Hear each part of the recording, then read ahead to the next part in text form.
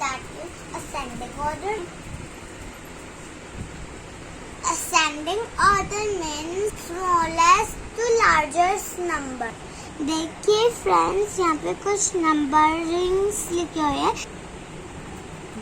36, 75, 25, 96, 18, 66, 10। अब हमें पता लगाना है सबसे छोटा नंबर कौन सा है। अब हम सबसे पहले देखेंगे 1 नंबर की सीरीज। सबसे पहले देखेंगे 1, 8, 18। सॉरी फ्रेंड्स, अब हम सबसे पहले लिखेंगे 10, 10। अब हम नंबर लिखने के बाद लगाएंगे सबसे पहले कोमा। अब हम लिखेंगे 1, 8, 18। 8 कोमा। अब हम लिखेंगे 2 की सीरीज में 25 माँ।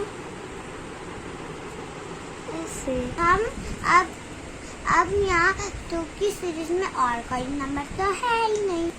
अब हम लिखेंगे 3 चिली। अब हम लिखेंगे 36 कोमल। ऐसे ऐसे ऐसे और ऐसे। अब यहाँ 4 की सीरीज में और कोई नंबर है ही नहीं। अब हम लिखेंगे 66। अब हम लिखेंगे 7 नंबर की series. Now here is 75. Now here is 96. Now we'll write 96. Friends, अब आपको समझ में आया? Friends, ascending order क्या होता है? Again, ascending order means smallest to largest number. Thank you.